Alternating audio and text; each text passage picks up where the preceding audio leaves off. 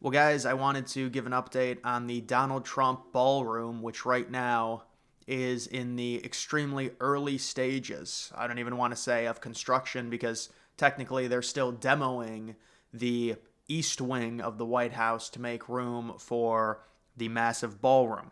And I wanted to discuss some of the criticisms, the historical context, many different renovations within the White House complex prior to what Trump is doing, as well as the ballroom itself, because there is definitely a difference in terms of this renovation compared to prior. Now, they say the capacity of this new ballroom could be up to around 1,000 people. It's around 90,000 square feet, and it's something that you could certainly argue is needed, whether or not you think it's needed connected directly to the White House. The problem is when hosting these major dinner parties with foreign visitors, there's really not a place to do it within the White House area. There's not a big enough room. And so Trump is adding this massive ballroom as almost like a centerpiece to the White House complex. And the biggest controversy, I would say, in looking at the updated models and the scale models to see, it is the size difference. The ballroom is significantly bigger than the White House, and it is technically connected to the White House through the eastern wing side. And now they say it's going to cost around 300 million. The previous number was 250 million. Either way, it is private money. It's not taxpayer money. There were several renovations that have happened. Even Obama did a renovation during his, I believe, first term.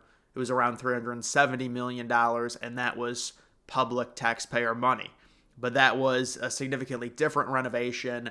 This is adding another building within the White House complex, and I gotta be honest, it is a very large building in comparison to the White House and scaling it up against the White House. Now, as for the White House residency itself, it's not going to be touched.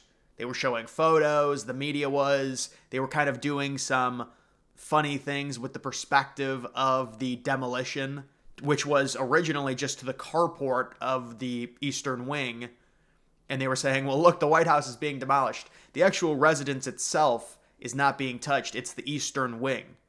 And I think all of the Eastern Wing has to go to be able to build this ballroom, this 90,000 square foot ballroom, which will certainly add another level of elegance to the complex. My only concern in looking at this would be the scale of the ballroom in comparison to the White House.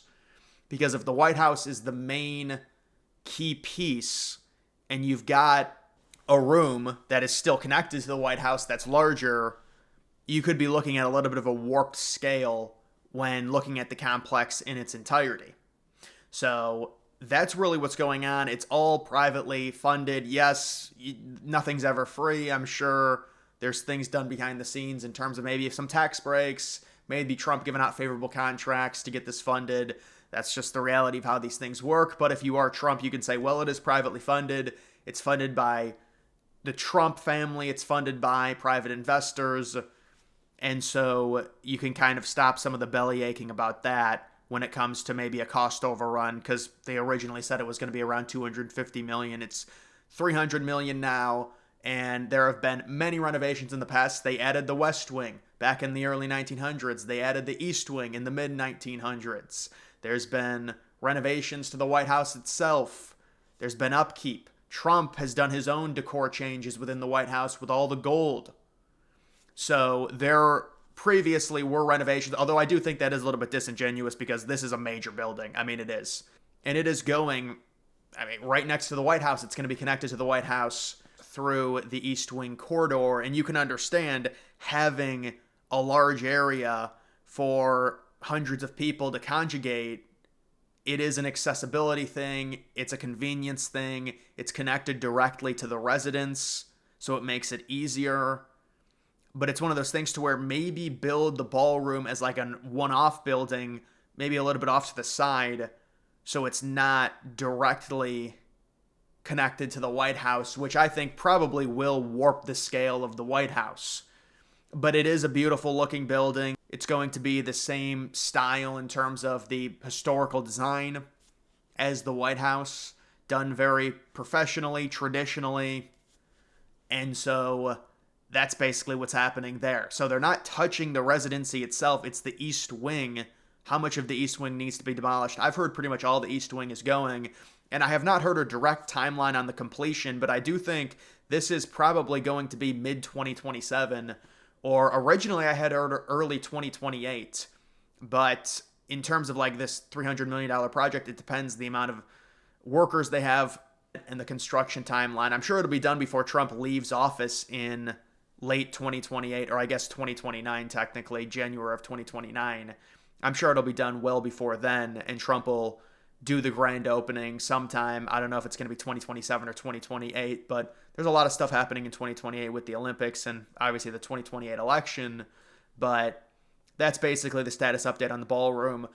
What I would say is it looks beautiful, which is not surprising. It is a building within the White House complex. It should look beautiful.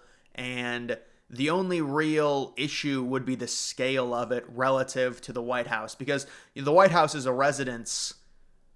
Do we really want to be adding a ballroom that's 90,000 square feet, kind of warping the scale of the White House? That could be something to where, well, it's a convenience thing. And you do see the photos of the almost like graduation style tents that go up when hosting these big foreign dinners within the White House complex. It makes no sense. It makes the United States look tacky and weak. And so I'm sure that's something that Trump noticed, and that's one of the reasons he cites in wanting to build this ballroom and having it directly connect to the White House. I'm actually surprised that the ballroom can even be this big, and there's not like a zoning historical preservation law in place that you would think would prevent a building being built directly connected to the White House that would be that big. I'm surprised there's not like a zoning thing that would prevent that, because you look at how big the ballroom's going to be in comparison to the White House. It certainly is very large, but this is what Trump is doing. It is more of a legacy thing. It's like, it's such a big building, you can't help but notice it, and when it gets built, you guys will understand what I'm saying. You can see through the renderings, and it becomes like a legacy thing for Trump, and he leaves a serious historical imprint on to the White House itself. And I will say, just to be fair to Trump, this is not necessarily a new concept. There has been a history of U.S. presidents complaining about the lack of space, the fact that other rooms were turned into multi-purpose spaces because there was no big area for a large group of people to conjugate. And so that's something that Trump is obviously fixing with the ballroom. So guys, that's just an update on the ballroom situation. We'll see when it ends up getting done. I don't think there's an official construction timeline, but this will be something that should be completed before Trump's second term is completed. Guys, make sure you like the video down below. Also follow me on X. Link to that's always in the description.